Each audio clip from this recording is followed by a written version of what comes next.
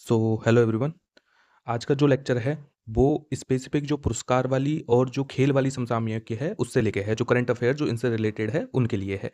इसके लेक्चर के दौरान हम इस पूरे साल के दौरान जो भी महत्वपूर्ण महत्वपूर्ण इवेंट्स हुए पुरस्कारों में या फिर वो खेल में हो उनको पढ़ेंगे, ठीक है। और ये जो जिस पीडीएफ से या फिर जिस कंटेंट से मैं आपको पढ़ाने जा रहा हूँ वो सिरेमिक एकेडमी के जो मंथली जो मैगजीन्स आती है वहाँ से लिया गया है। क्योंकि जो सिरेमिक एकेडमी के जो विकास गुप्ता सर जो नोट्स बनाते हैं वो एकदम क्रिस्प होते हैं, ठीक है, और वो डिटेल्ड होते हैं। तो मैंने वहीं से ये कुछ चीज़ें उठाई है कि जो पुरस्कार हो गए, खेल समसामयिकी होगी, ताकि आपको अच्छे से याद हो जाए। और मेरा पर्पस सिर्फ इतना सा है कि आपको याद हो जाए ये चीज़ें, ठीक है। और ये नोट्स तो अवेलेबल है ही, जो सिरेमिक एकेडमी के नोट्स है वो सिरेमिक एकेडमी के टेलीग्राम चैनल पे डले हुए हैं, ये वहीं से उठाए गए हैं। लेकिन मैंने इसमें स्पेसिफिक चीज़ें उठाई है, जैसे कि पुरस्कार उठा लिया, ठीक है, खेल समसामयिकी उठा लिया, क्योंकि यही बहुत ज़्यादा इंपॉर्टेंट है। चाहे वो नेशनल लेवल की जितनी भी एग्जाम्स हो, एसएससी वगैरह बहुत सारी एग्जाम्स होती है, या फिर हमारे राजस्थान की एग्जाम हो, ठीक है, सभी के लिए इंपॉर्टेंट है। और सबसे पहले ही हमने जो है सबसे इंपॉर्टेंट टॉपिक उठाया जो आई थिंक फरवरी के करंट अफेयर में ये था, ठीक है, वो है हमारे पद्म पुरस्कार 2025। और हर कोई एग्जाम आप उठा के देख लिए, एक नई क्वेश्चन जो है यहाँ से दिखेगा, तो उसको बहुत अच्छे से एकदम ट्रिक के माध्यम से हम याद करने की कोशिश करेंगे। तो सबसे पहले तो ये चीज़ें शायद सबको पता होगी कि भाई 25 जनवरी को ये पुरस्कार जो है घोषणा की जाती है इनकी। अब देने को तो वो कभी भी दे देते हैं, जब उनकी सेरेमनी होती है तब दे देते हैं, लेकिन जो घोषणा की जाती है कि भाई इन इनको मिलेगा, वो 25 जनवरी को करते हैं, 26 जनवरी से एक दिन पहले, ठीक है। अब इस बार जो है ना, कितने पुरस्कार दिए गए हैं? टोटल 129 पुरस्कार दिए गए हैं। और अब आपको ये बिल्कुल डिटेल में याद करना है, क्योंकि आप एक क्वेश्चन ध्यान कीजिए, यदि किसी ने अभी एसएससी का या फिर कोई भी शिफ्ट दी हो या फिर कोई नेशनल एग्जाम दी हो, तो वो इतने तक पूछते हैं कि भाई कितने अवार्ड्स दिए गए थे, ठीक है, कितने लोगों को डुअल अवार्ड दिए थे, कितनी महिलाओं को अवार्ड दिए, तो इस टाइप तक फैक्चुअल में जाते हैं। तो यदि क्वेश्चन पेपर सेट करने वाला फैक्चुअल में जा रहा है तो हमको भी जाना पड़ेगा, ठीक है। तो ये याद हो गया आपको। अब हमको याद करने हैं कि भाई कितने तो पद्म विभूषण है, कितने भूषण है, कितने पद्मश्री है। तो सबसे पहले तो हम इनका ऑर्डर देख लेते हैं कि भाई जो पद्मश्री होता है ना, सॉरी, एक तो भारत रत्न होता है, वो सबसे हाईएस्ट ऑनर है, ठीक है। भारत रत्न जो है हाईएस्ट ऑनर ऑफ इंडिया है, इससे ऊपर का कोई ऑनर होता नहीं है, ठीक है। और जो भारत रत्न है वो साल में मैक्सिमम 3 ही दिए जा सकते हैं, ठीक है। उसके बाद में आते हैं हम पद्म अवार्डों पे। एक तो ये तो रत्न हो गया भारत रत्न, अब पद्म अवार्डों पे आते हैं जो कि अभी दिए गए 2025 में। उनमें देखो 7 तो दिए पद्म विभूषण, विभूषण सबसे ऊपर है। देखो भूषण से ऊपर क्या है? विभूषण, क्योंकि इसमें बी लग गया। बी का मैंने क्या समझाया कि बी जहां भी लगता है मतलब विशेष, तो विशेष भूषण, तो विशेष भूषण कम ही होंगे। और फिर पद्मश्री है, पद्मश्री सबसे ज़्यादा लोगों को दिया जाता है, और ऑर्डर भी यही है इनका। यदि हम देखें कि कैसे कैसे दिए जाते हैं तो इनका ऑर्डर भी यही है। ऑर्डर का मतलब कि किसको कितनी इंपॉर्टेंस दी जाती है। जैसे भारत रत्न को इनसे भी ज़्यादा इंपॉर्टेंस दी जाती है, लेकिन वो पद्म अवार्डों में नहीं आता, वो अलग से अवार्ड है, ठीक है। अब इनको कैसे याद करोगे आप? 7 अवार्ड ये है, 9 अवार्ड ये है, 13 अवार्ड ये है, ठीक है। अब यदि आपने पैरा ओलंपिक का पढ़ा हो कि पैरा ओलंपिक इस बार जो यहाँ से दो फैक्ट आपको याद होंगे। यदि आपने पैरा ओलंपिक का अवार्ड पढ़ा हो कि पैरा ओलंपिक में कितने कितने जो है मेडल्स मिले थे, तो पैरा ओलंपिक में देखो 7, 9 और 13 ऐसे मिले थे। 700 स्वर्ण मिले थे, 9 रजत मिले थे, और कांस्य मिले थे कितने? 13। 13 सिल्वर, वो कांस्य मिले थे, ब्रॉन्ज, ठीक है। तो ये तो उस टाइम के अवार्ड थे। अब यहीं से हम इसको याद करने की कोशिश करेंगे कि 7, 9 और 13। और चूंकि हमको पता है बहुत ज्यादा मिले जाते हैं, तो चलो विभूषण तो कम ही मिलते हैं, विभूषण तो चाहती होगी, इनके आगे एक एक लगा दीजिए, 7, 9, 13, ठीक है। और उसको कैसे याद करेंगे भाई? 7 नहीं 13, ऐसे होता है ना, ऐसे हिंदी में ट्रिक याद कर लो। 7, 9 से गुज्जर जाति के लोग बोलते हैं ना 7, 9, तो 13 नहीं, तो 7 नहीं 13 भाई, किसी का 7 नहीं है, तो 7, 9, 13 ऐसे याद कर लो, बस कुछ नहीं है, क्या याद करना? 7, 9, 13, बस। एकदम ट्रिक के माध्यम से आपको फैक्ट याद हो गए, और यहीं के आगे यदि एक लगा देंगे तो ये हो गए पद्म भूषण, पद्म विभूषण और पद्मश्री, ठीक है भाई। तो ये आपको आई थिंक याद हो गए होंगे। अब फिर उसके बाद हम देखते हैं, अब इनको जोड़ लीजिए कि 7, 9 और 13 कितने होते हैं, ठीक है, वो निकलेंगे 139, ठीक है। 7, 19 और 113, तो वो निकलते हैं 139, ठीक है। अब 139 में से कैसे कैसे दिए गए? देखो 10 तो दिए गए विदेशियों को, 10 किसको दिए गए? विदेशियों को। उसके अलावा जो आपके 13 है, 13 किसको दिए गए? 13 दिए गए आपके ऐसे व्यक्ति जो मरणोपरांत दिया गया जिनको पुरस्कार, ठीक है। ये सारे पुरस्कार जो मरणोपरांत दिए वो है 13, और 10 विदेशी है, और इन दोनों को जोड़ दीजिए तो कितना बनता है? 23। 23 किसको दिए? महिलाओं को। और एक पुरस्कार ऐसा था जो दो लोगों को, मतलब डुअल डुओ पुरस्कार दिया गया, मतलब दो लोगों को एक ही पुरस्कार दिया गया, ठीक है, ऐसा एक ही था, ठीक है। याद हो जाएंगे आपको। अब हम देखते हैं जो सबसे ज्यादा इंपॉर्टेंट है वो ये है कि जो पद्म विभूषण, क्योंकि 7 ही है संख्या में, तो हम याद भी कर सकते हैं और ये इंपॉर्टेंट भी है। तो इनकी ट्रिक के माध्यम से अच्छे से हमको ये तीनों चीज़ याद करनी है। किस तो क्षेत्र में मिले इनको, किस राज्य से ये बिलोंग करते हैं भारत में, और प्राप्तकर्ता कौन है, मरणोपरांत है या नहीं है। अब देखो पहला है नागेश्वर। अब ऐसे आप ट्रिक याद कीजिए कि भाई नाग नाग से याद रखिए। देखो, मेरा ट्रिक के माध्यम से आपको समझाने का सिर्फ इतना सा तरीका है, किसी का नाम या किसी के ऑनर सम्मान में कोई हानि पहुंचाना नहीं है। ये सारे जितने भी लोग हैं सब रेस्पेक्टफुल है, लेकिन हमको चूंकि ये याद करने हैं तो किसी भी माध्यम से, ट्रिक के माध्यम से हम इनको याद करने की कोशिश करेंगे। बाकी ये हमसे भी ज़्यादा सम्मानीय है, ठीक है, क्योंकि हमारे देश का ऑनर बढ़ा रहे हैं तो हमसे भी ज़्यादा सम्मानीय है। तो इनको नाम को किसी प्रकार की क्षति पहुंचाना हमारा उद्देश्य नहीं है, सिर्फ उद्देश्य है कि हमको चीज़ें जो है याद हो जाए। ठीक है, तो नागेश्वर में क्या आ रहा है, नाग। तो भाई जो नाग होता है, जब वो डसता है तो चिकित्सालय जाना पड़ता है। अब चिकित्सालय जाते हैं तो वो क्या है, तेल एल या फिर ऐसी दवा वगैरह देते हैं, जिससे क्या है कि भाई सही हो जाते हैं। तो ऐसे आपको ये याद हो जाएगा कि भाई जैसे ही आपको चिकित्सा के क्षेत्र में आए तो नाग ध्यान आना चाहिए, नागेश्वर। और तेलंगाना के है ये, ठीक है, तेलंगाना ऐसे याद करिए, तेल मतलब तेल वगैरह, दबा दबा फूल, तेल दबा फूल ऐसे नहीं कहते, ऐसे तेल। फिर हम याद करते हैं जगदीश। अब देखो जगदीश जो है भगवान को बोलते हैं, है ना, जो कृष्ण भगवान है जिनका एक रूप है जगदीश जी, तो उनको बोलते हैं। तो जगदीश मतलब कि लोक। तो ऐसे भी ध्यान रखिए, जगत जो मतलब जगत का भगवान, तो लोक कार्य में जगदीश, जगदीश भगवान जो है लोक कार्य में लगे हुए हैं, ठीक है। और फिर ऐसे ही आप याद कर लीजिए कि भाई चंडी, चंडी भी भगवान ही है, वो चंडी माता है, चंडी माता है। तो बस वहीं से आप याद कर लीजिए कि ये भी भगवान है, लोक कार्य में कौन लगे हुए हैं, जगदीश भी लगे हुए हैं और चंडी भी लगे, चंडी माता भी लगी हुई है। तो बस यहाँ से आपको चंडीगढ़ याद हो जाएगा लोक कार्य में, और जगदीश याद होगा, है ना। अब हम चलते हैं अगला। अगले में आपको देखो कला में, क्योंकि 3 लोगों को मिला है तो कला अपने को अलग से याद करना है, ठीक है। तो कला में आप ऐसे याद कर लीजिए कि कला में निपुण कौन होती है, मोस्टली महिलाएं ही रहती है निपुण, बहुत अच्छे से निपुण होती है कलाओं में। तो देखो रजनी, लक्ष्मी और शारदा, 3 महिलाओं के नाम है इसमें, ठीक है। अब लक्ष्मी एक्चुअली महीना का नाम नहीं है, लेकिन हमने याद करने के लिए इसे लक्ष्मी नारायण सुब्रमण्यम अलग है, ठीक है। लेकिन हमको याद करने के लिए रजनी, लक्ष्मी और शारदा ऐसे याद कर लेंगे कि वे 3 महिलाएं हैं, वो कला में निपुण है। कौन है, रजनी, लक्ष्मी और शारदा। तो देखो तीनों ही जो है ना कला में आ जाएगी, लक्ष्मी आ गया, शारदा आ गया और रजनीकांत आ गया, ठीक है। अब ये तो कला में हो गया। अब इनके जिले कैसे याद करो, मतलब किस स्टेट से है वो कैसे याद करो। देखो रजनी, रजनी का मतलब क्या होता है, रात होता है, और ऐसे ही गुजरात, ठीक है। तो रजनी का क्या हो गया, रात से आ गया। लक्ष्मी देखो, तो लक्ष्मी कला से है, ये तो याद हो गया, क्योंकि जितने भी स्त्रियों के नाम आए वो सारे कला से है। अब कैसे स्टेट कैसे याद करोगे, ऐसे याद करो कि भाई जो लक्ष्मी होती है ना, लक्ष्मी का मतलब क्या होता है, धन होता है। तो धन एक तरह से नाटक की तरह ही है, आज आपके पास है कि कभी किसी दूसरे के पास होगा, जैसे नाटक चलता है ना, ऐसे ही धन का नाटक है एक तरह से। तो बस कर्नाटक से है ना। फिर हम याद करेंगे वासुदेव। अब देखो वासुदेव कैसे याद करेंगे, वासुदेव भगवान वासुदेव है, तो भगवान वासुदेव पे ही बहुत सारी भगवत गीता लिखी हुई है ना, बहुत सारे उपन्यास, ये सारी चीज लिखी हुई है। तो वो साहित्य मतलब शिक्षा, साहित्य और शिक्षा के क्षेत्र में कौन है, वासुदेव है ना। और वो कहाँ से है, केरल से। वासुदेव कहाँ से है, केरल से।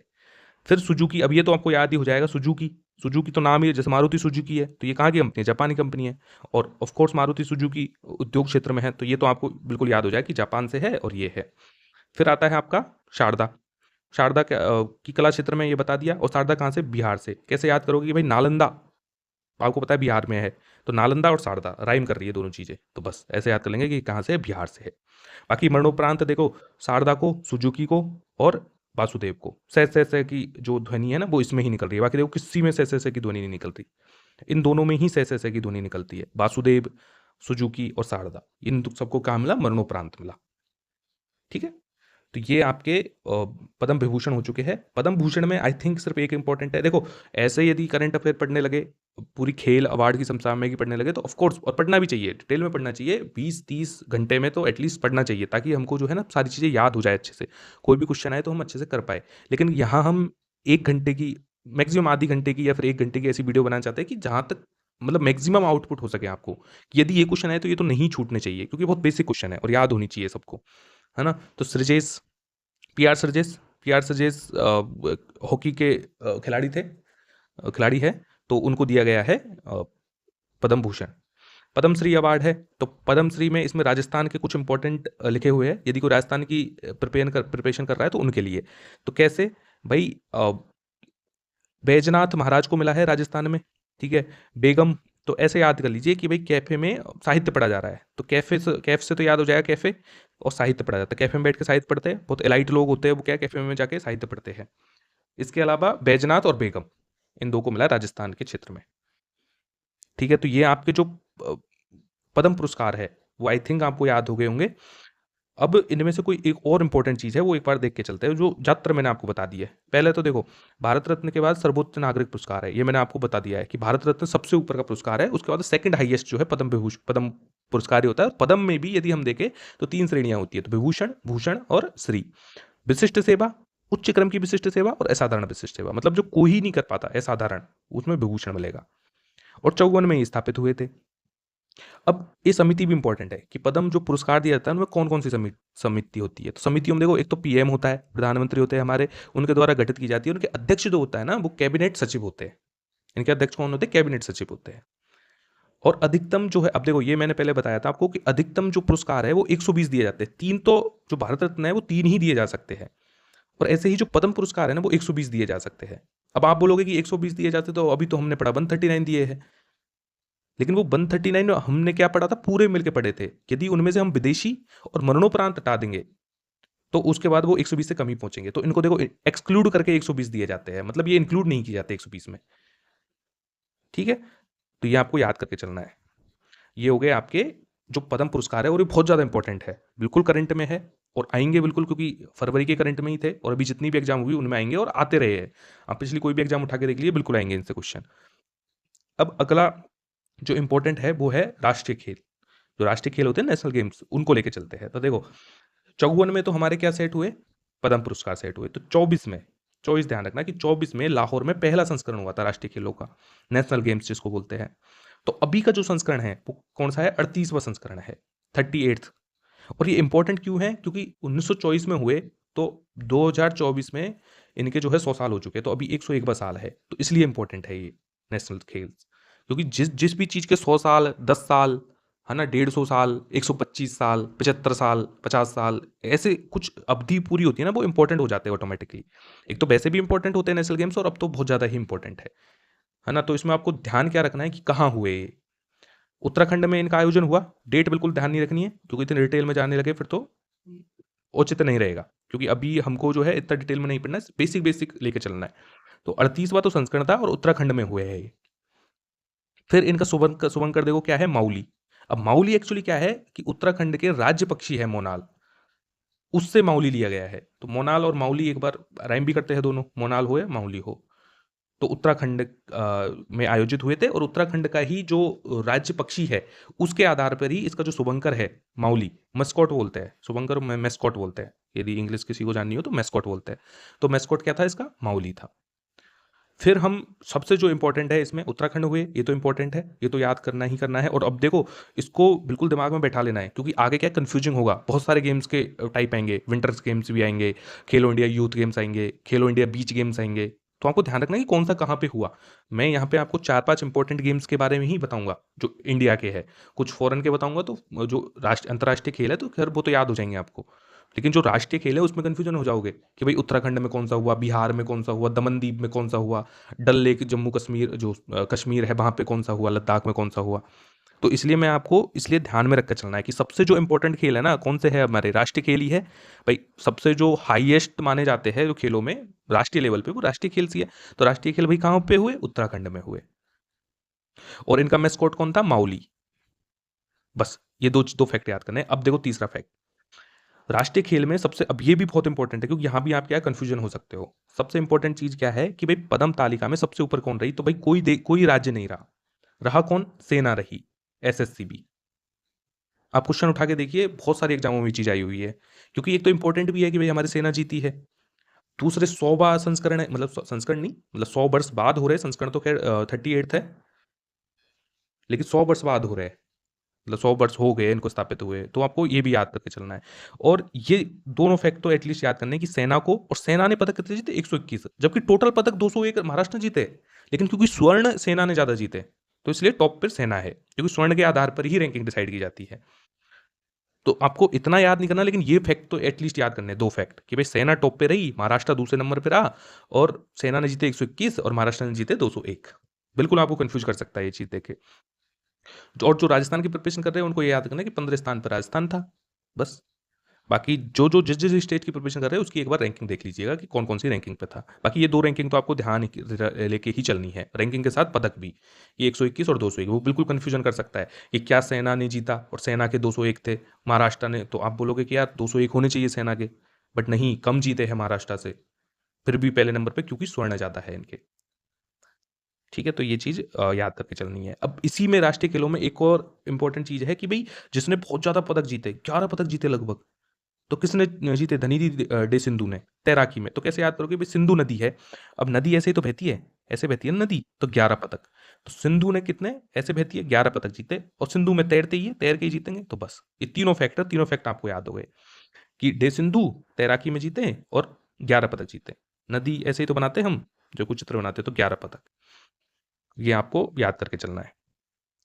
फिर ये राजस्थान का प्रदर्शन है कि भाई राजस्थान ने 43 पदक जीते थे। 43 पदक में कैसे-कैसे जीते? वही 9, 11 और 23। तो इसमें भी वही सेम ट्रिक है, 7, 9, 13 जो ट्रिक पहले बताई थी, इसमें 2 जोड़ दीजिए, प्लस 2 हो जाएगा, इसमें प्लस 9 जोड़ दीजिए और 13 में 10 जोड़ दीजिए, 23 हो गया और टोटल 43 पदक जीते थे। ध्वजारोहक कौन है? ओम प्रकाश।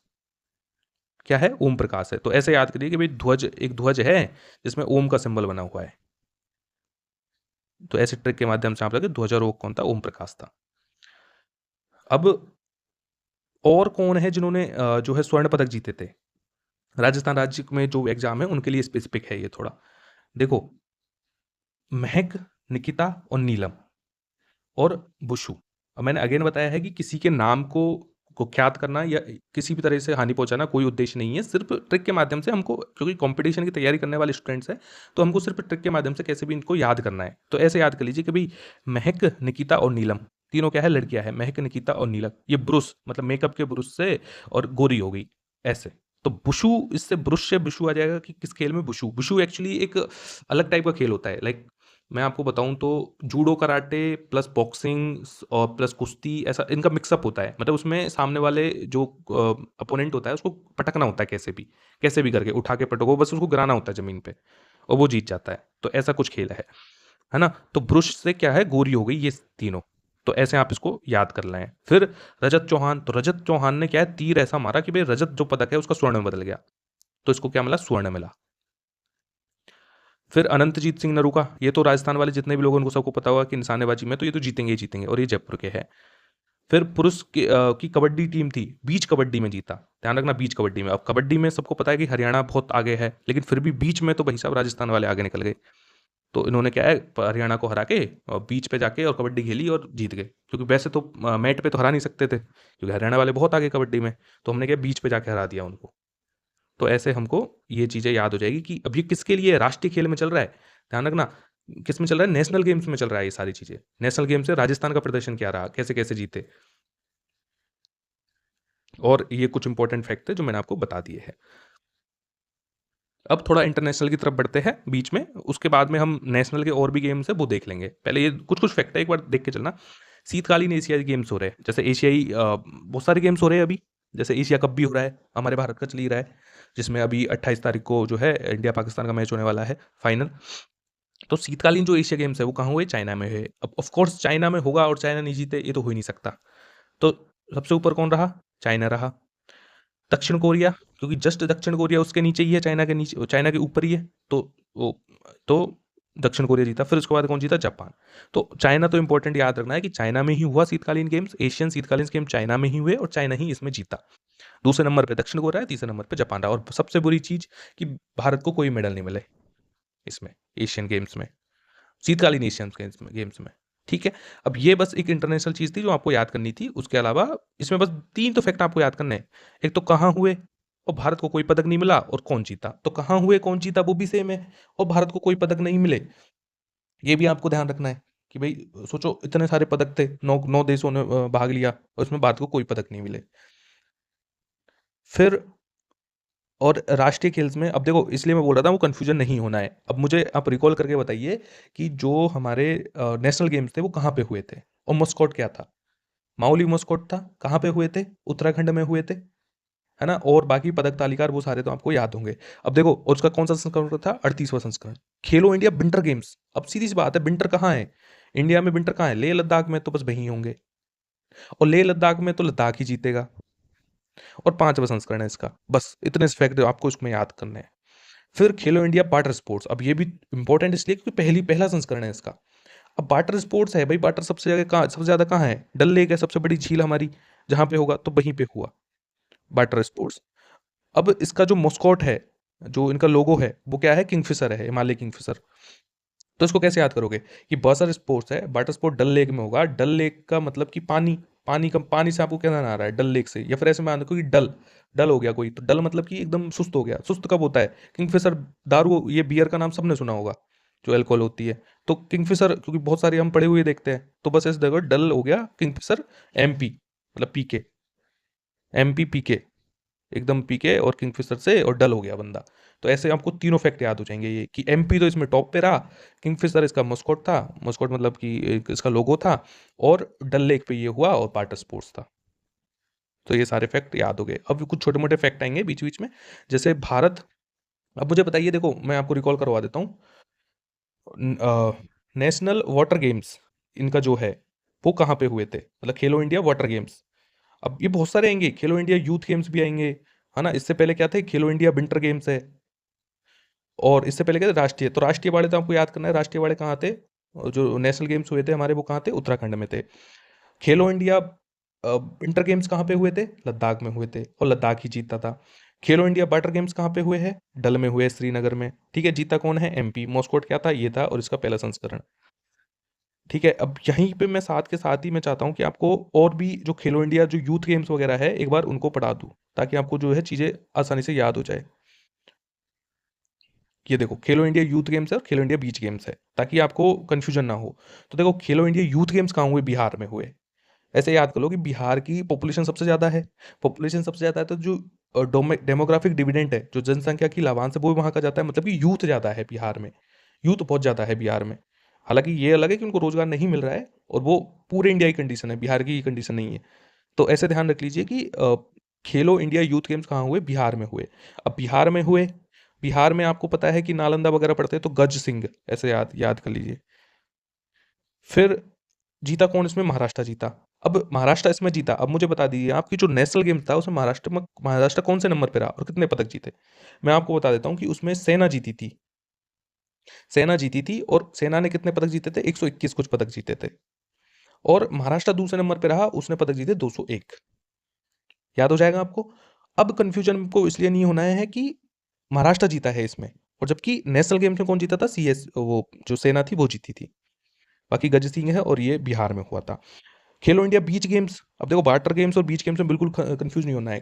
खेलो इंडिया के हमने कितने सारी चीज़ पढ़ ली है, देखो आपको यहाँ में मैं एक टेबल बना के पढ़ाता हूँ। खेलो इंडिया, एक नेशनल गेम्स अलग है, और खेलो इंडिया का बता रहा हूँ मैं, तो खेलो इंडिया गेम्स का, कि खेलो इंडिया के कौन कौन से गेम हो गए। खेलो इंडिया के भैया यूथ गेम्स हो गए, खेलो इंडिया के बीच गेम्स हो गए, खेलो इंडिया के वाटर स्पोर्ट हो गया, खेलो इंडिया के विंटर गेम्स हो गए, और एक नेशनल गेम है वो अलग है।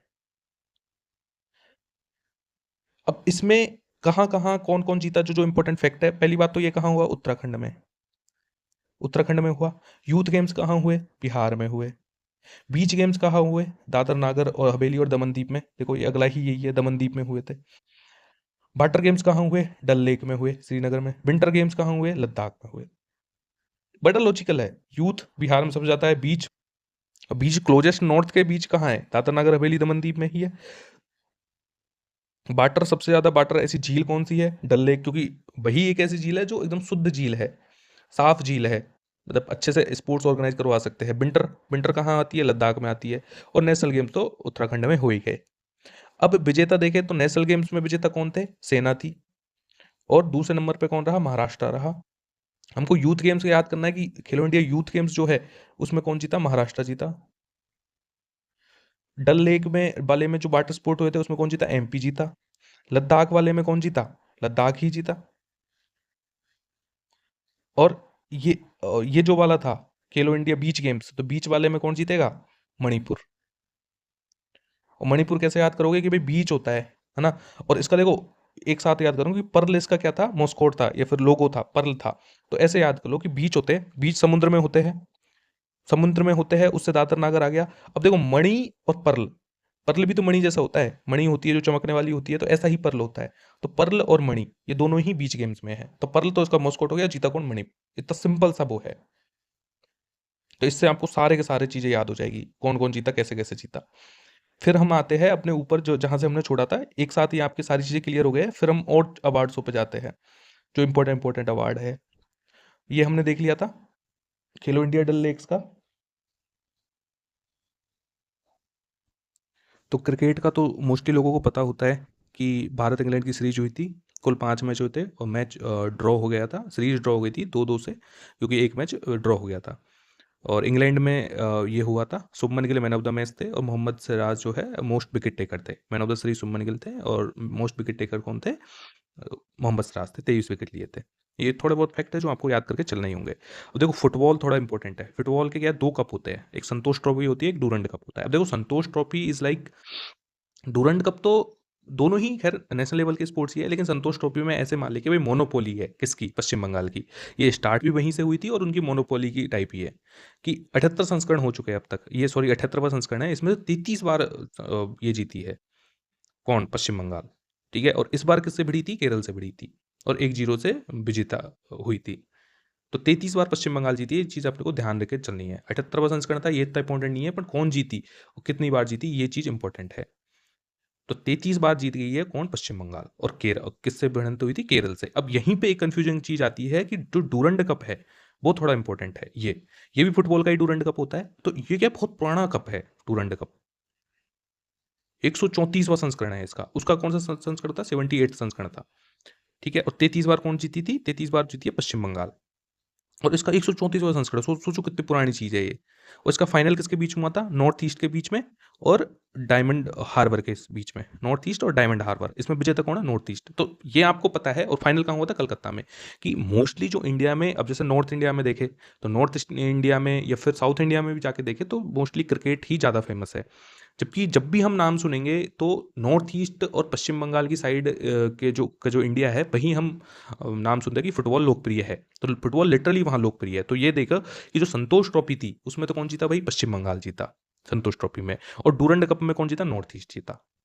ठीक है, याद होगा बिल्कुल आपको। और संस्करण देख लेना, इसका 134वां संस्करण था। और सबसे पुराना जो है एशिया का, सोचो एशिया का सबसे पुराना फुटबॉल का टूर्नामेंट है ये। और डायमंड वॉर्सेस की भिड़ंत हुई थी वहां पे संतोष ट्रॉफी में किसके साथ भिड़ंत हुई थी? केरल के साथ। जीता कौन था? पश्चिम बंगाल। और यहाँ पे नॉर्थ ईस्ट, दो ही स्टेट है हमारे। नॉर्थ ईस्ट यूनाइटेड है एक तरह से, पूरे नॉर्थ ईस्ट के जितने भी स्टेट है उनको मिला के, जो 7 सिस्टर्स जिनको बोलते हैं उनको सबको मिला के जो है वो एक क्लब है वो जीता। और उधर कौन जीता संतोष ट्रॉफी में? पश्चिम बंगाल। ठीक है, तो कंफ्यूज नहीं होना है बिल्कुल भी आपको, इसलिए मैंने इनको साथ में ही बता दिया है आपको। फिर और भी ज्यादा इंपॉर्टेंट जो चीजें है वो है खो खो। कि भाई खो खो वर्ल्ड कप हुआ है, पहला संस्करण है इसका। कहाँ आयोजित हुआ? नई दिल्ली में आयोजित हुआ।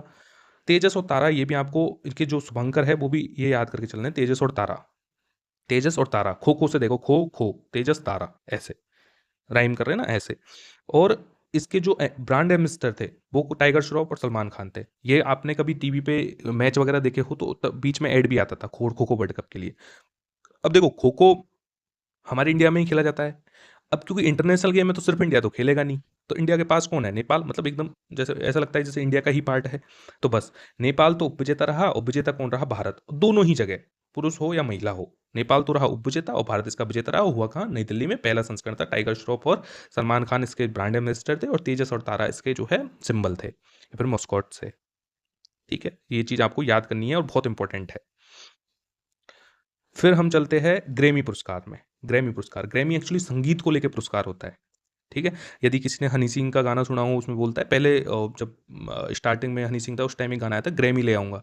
तो ग्रैमी मतलब संगीत का पुरस्कार होता है। और इस बार कहाँ, मतलब वितरण समारोह कहाँ हुआ? लॉस एंजलिस में। लॉस एंजल्स में इसका वो हुआ। और चेंट एक एल्बम है। चेंट का मतलब क्या होता है? चेंट एक्चुअली जो भी हम चेंटिंग होती है ना, मतलब कि जो मंत्र वगैरह पढ़ते हैं उनको चेंटिंग बोलते हैं, चेंट करना। जैसे राम राम राम राम आप जप रहे हो तो जपना एक तरह से हो गया चेंट। तो चेंट एल्बम था। चेंट एल्बम मतलब कि भक्ति एल्बम था एक तरह से। और उसका नाम क्या था? त्रिवेणी। और वो किसने बनाया था? चंद्रिका टंडन ने। इसमें शायद आई थिंक 6 या 7 जो है गाने थे। गाने क्या थे? मतलब बहुत अच्छी मेलोडी टाइप की ट्यून्स थी कुछ, जो है रीजनल हमारे यहाँ के और जगह के भी एक फ्यूजन था, तो इसलिए त्रिवेणी बोला उसे। मतलब बहुत सारी जगहों का थोड़ा संगम था। और वहाँ पे जो कलाकार थे वो भी बहुत सारी जगहों के थे। नॉर्थ ईस्ट की एक कलाकार थी, हमारी चंद्रिका टंडन कलाकार थी, और एक शायद आई थिंक जापान का या फिर कहीं का, तो वो जो है एक अलग इंस्ट्रूमेंट वादक, बांसुरी वादक था, सॉरी। हाँ, बांसुरी बजाने वाला। तो इसलिए त्रिवेणी बोला कि बहुत जगह से चीज़ों को उठा के और वो चीज़ बनाई गई थी। और चेंट एल्बम था, मतलब कि भक्ति एल्बम था। और चंद्रिका टंडन, तो देखो त्रिवेणी और चंद्रिका, इसमें भी दो रे आ रहा है, इसमें भी दो रे आ रहा है। तो त्रिवेणी चंद्रिका के द्वारा, और लॉस एंजलिस में तो दिया गया था। चैंपियंस ट्रॉफी सबको पता है, ये तो आई थिंक याद कराने की जरूरत नहीं है आपको कि पाकिस्तान और यूएई में हुई थी। ये इंपॉर्टेंट है। 71वें राष्ट्रीय खेल, है ना। अब देखो, पद्म पुरस्कार हमने पढ़े थे कि 54 में बने थे, ऐसे ही राष्ट्रीय फिल्म पुरस्कार भी जो है ना 54 में ही पहली बार दिए गए थे। और 24 में क्या चीज दी गई थी, मतलब 24 में क्या क्या चीज आई थी, राष्ट्रीय खेल, नेशनल जो गेम्स है वो 24 में आए थे, पहला संस्करण 24 में हुआ था।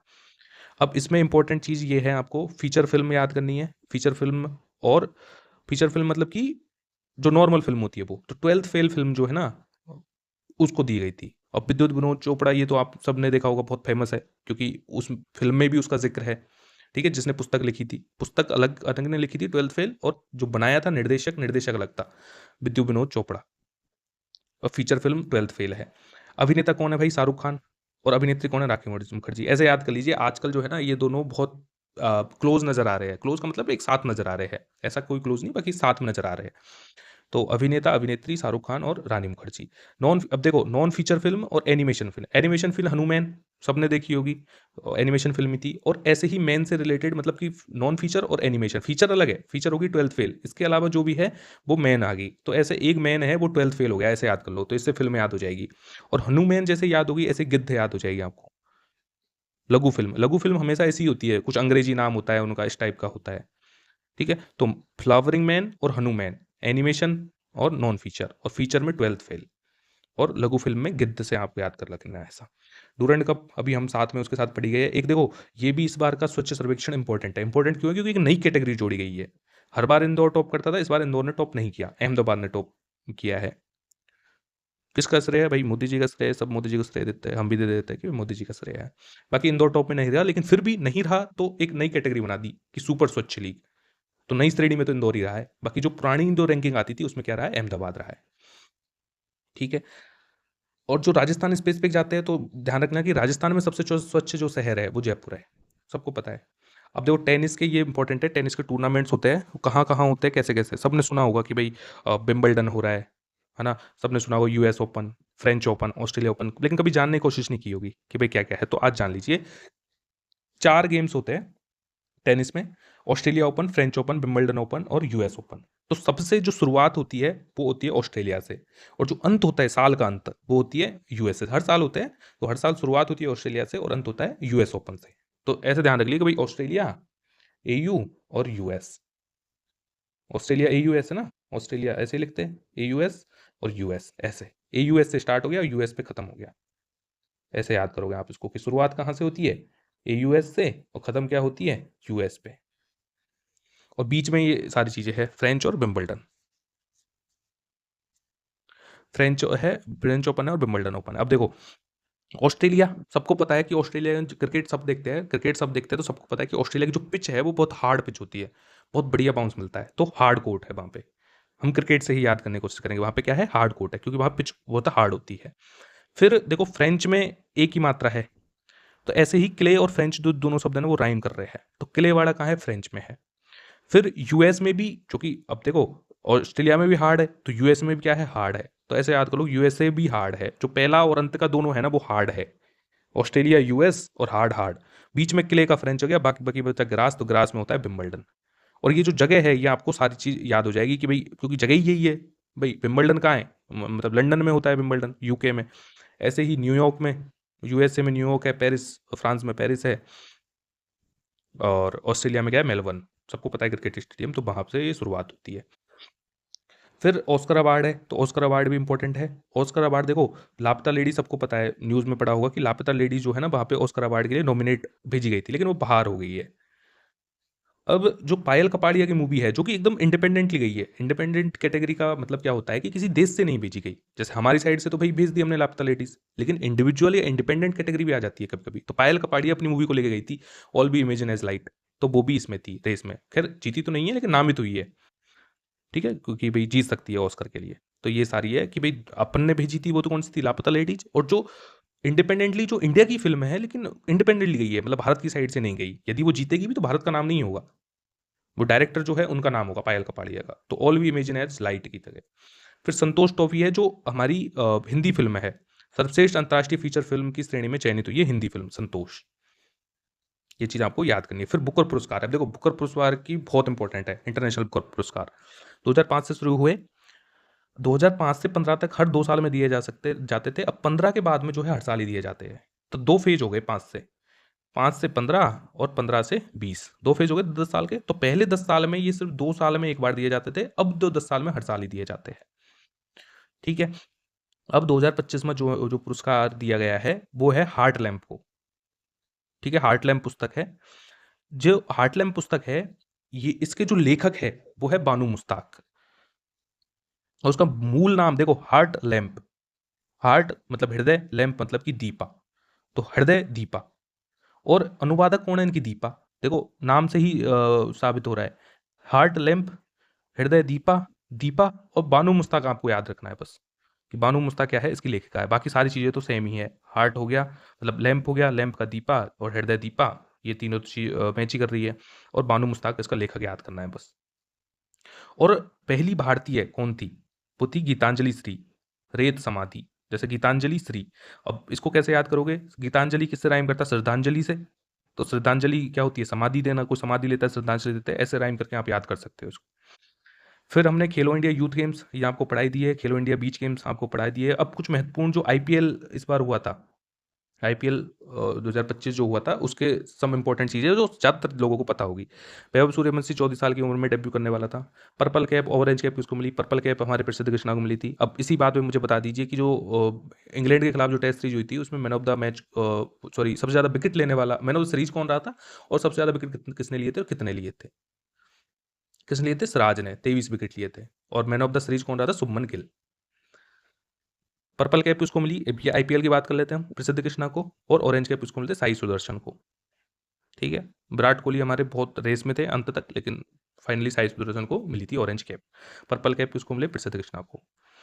सर्वोच्च व्यक्तिगत पारी अभिषेक शर्मा, जो कि अब भी बहुत पेल रहे हैं, पाकिस्तान को, सारी टीमों को पेल रहे हैं, है ना? अच्छे अच्छे रन बना रहे हैं। तो सर्वश्रेष्ठ पारी, ऑफ कोर्स ये तो सबको पता है कि सर्वश्रेष्ठ पारी सनराइजर्स हैदराबाद के द्वारा ही बनाई जाएगी। तो ये जो ट्रेविस हेड है और अभिषेक शर्मा है, तो अभिषेक शर्मा है। Green dot of the season किसको मिला है? मोहम्मद सिराज को।